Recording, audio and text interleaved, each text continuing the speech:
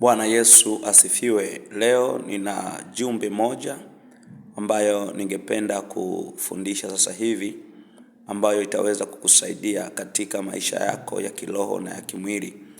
Biblia inasema pale ambapo moyo wako, hazina yako ilipo, ndipo moyo wako utakapokuwa. Pale ambapo hazina yako ilipo, ndipo pale ambapo moyo wako utakapokuwa.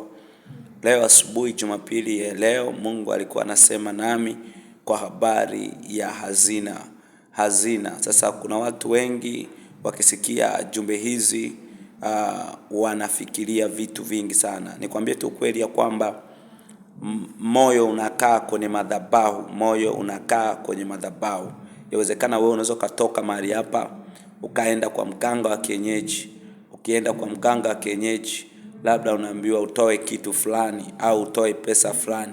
Nataka nikwambia kwamba ile pesa utakapoitoa kwa mganga wa kienyeji, ndipo ambapo moyo wako utakapokuwa.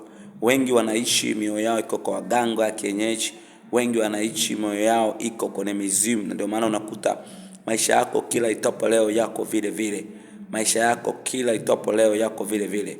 Ni maneno ambayo Yesu alizungumza na wanafunzi wake, pale ambapo hazina yako ilipo, ndipo moyo wako ulipo. Maana pale ambapo panakufanya ufanikiwe, pale ambapo panakufanya uinuke, pale ambapo panakufanya uwe tajiri, ndipo moyo wako ulipo. Hii siri uelewe. Ukipata pesa kwa njia ya uganga, maana yake ni kwamba moyo wako uko pale kwa waganga wa kienyeji. Uelewe, ukipata pesa, kama ulishawahi kwenda kwa mganga wa kienyeji na ukatoa sadaka kwa mganga wa kienyeji, maana yake ni kwamba moyo wako uko pale, kwa sababu ulihitaji mafanikio, ulihitaji kuinuka kutoka kwa mganga wa kienyeji. Kwa nataka nikwambie jambo moja, unatakiwa uwe macho. Maana yake watu wengi mioyo yao iko kwa waganga. Ndio maana hata ndoto tunazorota ni ndoto ambazo zereki, maisha yako yameharibika.